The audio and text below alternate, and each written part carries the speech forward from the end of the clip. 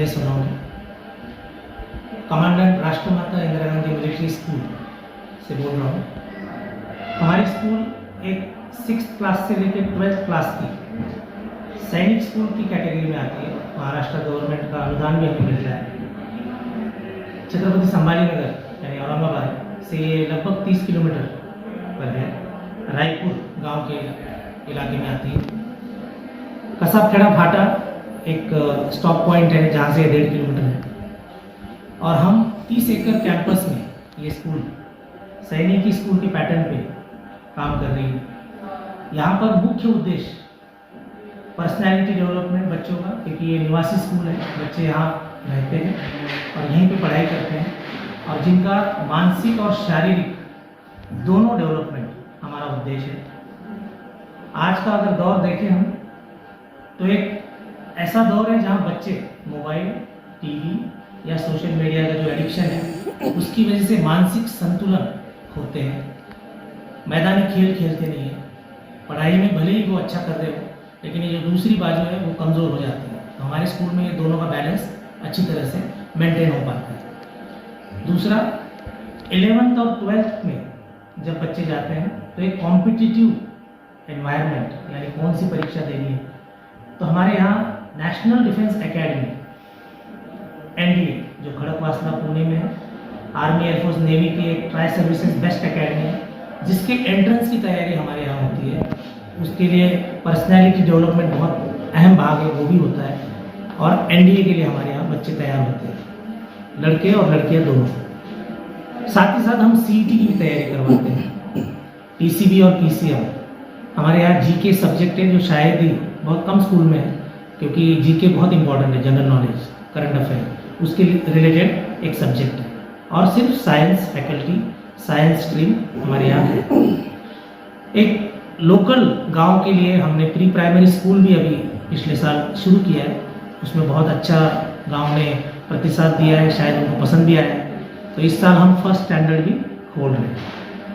कुल मिला के ये स्कूल लोकल गांव के लोगों के लिए भी अहम है, लेकिन हमारे यहाँ महाराष्ट्र से अलग अलग ज़िले से लोग आते हैं। एक खासियत और है, ट्राइबल स्टूडेंट्स के लिए हमारे यहाँ फ्री एजुकेशन है, ST कैटेगरी की। तो उनके लिए तो ये एक बहुत बड़ी अपॉर्चुनिटी है हमारे स्कूल में, 6th क्लास से लेकर 12th क्लास तक पढ़ाई करने के लिए, क्योंकि वो पूरी तरह फ्री है। तो कुल मिला के किसी को अगर सैनिक, पुलिस या किसी और कॉम्पिटिटिव एग्ज़ाम के थ्रू बड़ा बनना है, तो पर्सनैलिटी डेवलपमेंट एक बहुत अहम भाग है, जिसकी यहाँ बहुत अच्छी तरह से परवरिश होती है। और मोबाइल से दूर बच्चे बहुत अच्छी तरह तैयार होते हैं। आप देखिए बढ़िया तरीके से ये यूज़ होता है। बहुत खेल होते हैं, हमारे बच्चे नेशनल लेवल तक खेल रहे हैं। 2 लड़कियाँ अभी नेशनल फुटबॉल टीम में खेल रही हैं। स्टेट लेवल पे तो अनगिनत लोग बच्चे हमारे पहुँचते हैं, नेशनल तक हम और बच्चे पहुँचा रहे हैं।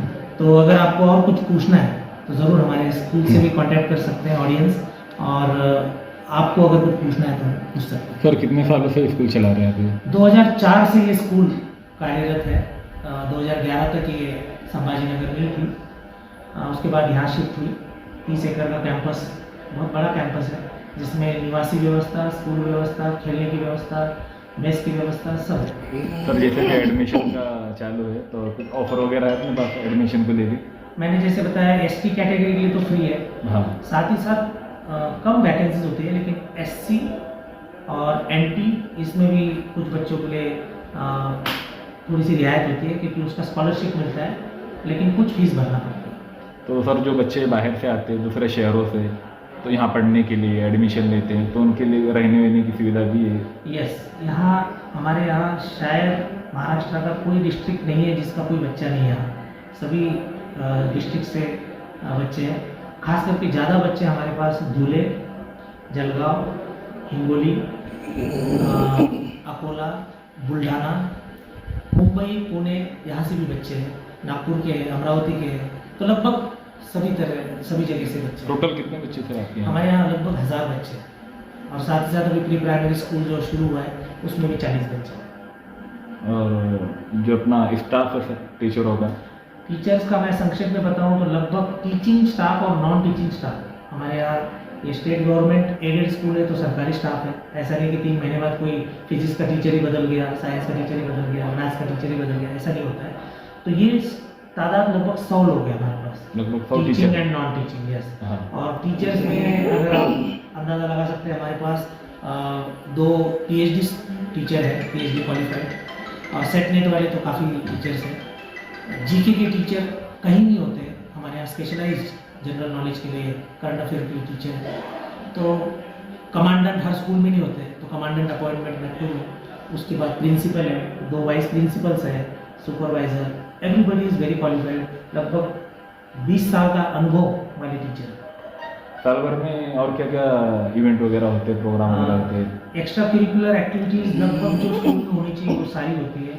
बाहर की ट्रिप्स होती है, यहाँ पर्सनालिटी डेवलपमेंट के लिए कुछ एग्जीबिशंस, बच्चों द्वारा कुछ एक्टिविटीज़, स्पोर्ट्स ऑन फील्ड और ऑफ द फील्ड, इंडोर भी काफ़ी सारी चीज़ें डिस्कस होती है। उनके ग्रुप डिस्कशन, लाइक NDA के लिए हमारी पर्सनालिटी डेवलपमेंट जो करवाते हैं हम, उसमें उनको इंग्लिश में बातचीत करना बहुत इम्पॉर्टेंट है। तो वो डेली असेंबली के थ्रू शुरू हो जाता है। असेंबली में डेली एक बच्चा 3 मिनट इंग्लिश में लेक्चर एक देता है, असेंबली इंग्लिश में होती है। तो इंग्लिश एक कमज़ोर कड़ी है इस इलाके में, तो उसमें हमारे बच्चे इंग्लिश में 1-2 साल में बात करने लग जाते हैं, तो खुशी होती है, वो माहौल है।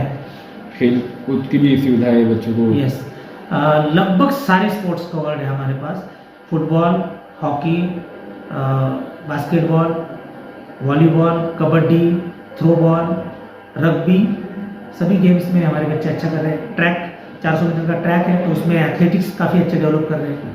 तो गोला फेंक, थाली फेंक, जावलिन में पिछले साल हमारा एक बच्चा डिस्ट्रिक्ट क्रॉस करके आगे तक गया था, लेकिन इस साल और शायद नीरज चोपड़ा की जो न्यूज़ थी, एक अच्छा प्लेयर बाकियों को इंस्पायर कर रहा है, तो जावलिन में अच्छा हम लोग देख रहे हैं, बच्चे मोटिवेट हो रहे हैं, तो वो भी खेल हमारे यहाँ शुरू हो रहे हैं।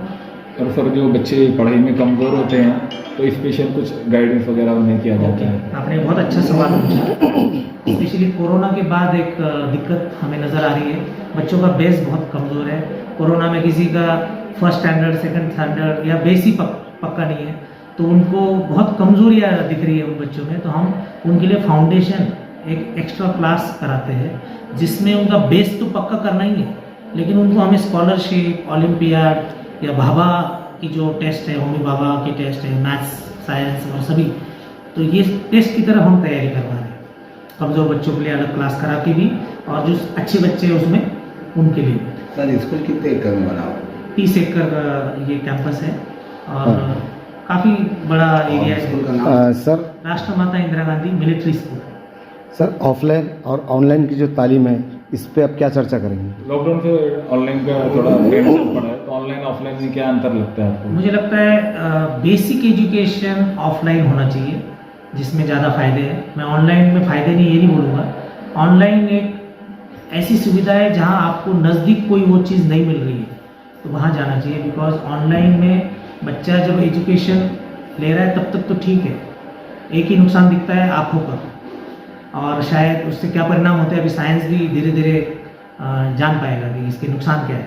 क्योंकि बच्चा वो मोबाइल देख रहा है या बड़ा लैपटॉप स्क्रीन देख रहा है या टीवी पे देख रहा है, उस पर भी निर्भर करेगा कितने नज़दीक से देख रहा है, दूर से देख रहा है। लेकिन जितना हम ऑफलाइन पढ़ेंगे, खास करके 12th तक का एजुकेशन एंड 10th तक तो कंपलसरी ऑफलाइन ही होना चाहिए। ऑनलाइन जितना कम कर सकते हैं उतना ठीक है, क्योंकि उसी बहाने वो मोबाइल उसके हाथ में पहुंचता है।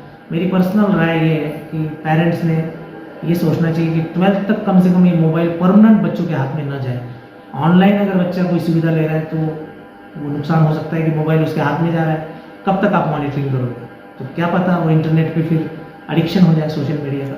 सर जो माँ बाप जैसे बच्चों का 9वीं 10वीं होता है, उन्हें आगे पढ़ाने के बजाय काम धंधे पे लगा देते हैं, तो ऐसे पेरेंट्स को क्या कहना चाहेंगे आप? आगे पढ़ने नहीं देते बच्चों को। मुझे लगता है इसको 2 चीज़ों से समझना चाहिए। एक है एक परिवार होता है, उसमें कुछ पेरेंट्स की भूमिका है, और दूसरा व्यवहार की भी भूमिका से देखिए कि जैसे हम खेत में एक पौधा लगाते हैं, फल का हो या कोई अनाज का, कुछ भी करते हैं तो हमें उसका फल मिलता है, यही उम्मीद होती है। तो बच्चे भी एक तरह से हमारी आगे की एक सिक्योरिटी है। पहले तो परिवार में सिक्योरिटी हम ज़रूर सोचते हैं, तो बच्चा कुछ बनेगा तभी तो सिक्योरिटी मिलेगी। लेकिन वो कम पढ़ाई में कहीं लगेगा तो उसकी तनख्वाह कितनी बढ़ेगी? उसके पास कुछ बेस ही नहीं है। भले उसको आज 10,000 मिल रहे होंगे, लेकिन 30 साल बाद उसको कितना मिलेगा? थोड़ी सी बढ़ोतरी होगी। लेकिन वो पढ़ाई के बलबूते डायरेक्ट किसी पोस्ट पे पहुंचता है तो वो ग्रोथ बहुत ज़्यादा है। और बुढ़ापे में यही माँ बाप उसका सुख भी लेंगे। बच्चा तो सिक्योर हो ही गया, उसकी वजह से रिश्तेदार भी सिक्योर हो गए, और एक माहौल उन्नति वाला, प्रगति वाला, डेवलपमेंट वाला माहौल। क्योंकि जहाँ पढ़ाई का महत्व बढ़ता है वहाँ देखिए आप कितना डेवलपमेंट होता है। हम कितना आए दिन देखते रहते हैं न्यूज़ में, किसी रिक्शे वाले का बच्चा IAS बन गया, या किसी गरीब घर का बच्चा किसी बड़े पोस्ट पर पहुंच गया। किसी ने CA क्लियर तो किया। आप देखिए उस घर का 25 साल पहले क्या माहौल था, आगे क्या माहौल बदल रहा है, कितना कितना बदल आता है। इसलिए मैं गुजारिश करूँगा सभी लोगों से कि पढ़ाई को बहुत बहुत महत्व दीजिए। बच्चों का एक एजुकेशन जब बढ़ता है तो वो डेवलपमेंट घर में आता है, सब डेवलप होते हैं। सर आपका पूरा नाम और पद बोल दीजिए, और यहाँ का पूरा लोकेशन का एड्रेस बोल दीजिए। ओके, हमारा एक यूट्यूब चैनल भी है, उसमें भी आपको जानकारी मिलेगी। मेरा नाम है लेफ्टिनेंट कर्नल संजय सोनवणे। मैं फौज में 21 साल नौकरी करके यहाँ एक तरह से सेवा के माध्यम से यहाँ जुड़ा हूँ। नौकरी तो कहीं भी मिल जाएगी, मैं यहाँ सेवा के माध्यम से जुड़ा हूँ। ये राष्ट्रमाता इंदिरा गांधी मिलिट्री स्कूल है, जहाँ एक कमांडेंट पोस्ट होती है सरकारी, उसमें मैं हूँ। और ये इलाका है रायपुर, हमारे पीछे गांव है उसका इलाका है। सामने पिंपल गांव है, दाहिने कसाब खेड़ा है, बाएं हमारे देवगांव रंगारी बड़ा गांव है। तो यहाँ के आसपास के बड़े गांव लासूर है, आगे कन्नड़ है, नज़दीक में एलोरा है, दौलताबाद है यहाँ, और संभाजी नगर, छत्रपति संभाजी नगर है नहीं, औरंगाबाद, यहाँ से 30 किलोमीटर है। सर अगर फिर भी किसी को कंफ्यूज हो जाता कॉन्टेक्ट नंबर वगैरह है यहाँ का? हाँ, हमारा RIGMS ये चैनल है जिस पे आपको सब कुछ मिल जाएगा। लोकेशन अगर आप गूगल मैप में भी ढूंढेंगे RIGMS, तो आपको वो गूगल मैप में लोकेशन भी मिल जाएगी। जाते जाते पेरेंट्स से और माँ उनके बच्चों से क्या अपील करेंगे आप? मैं यही कहना चाहता हूँ कि कोई भी इंसान कहाँ पैदा हुआ है वो उसके हाथ में नहीं है, लेकिन वो कहाँ तक पहुँचना चाहता है वो उसके हाथ में है। और इसका सही आसान रास्ता है एजुकेशन, पढ़ाई।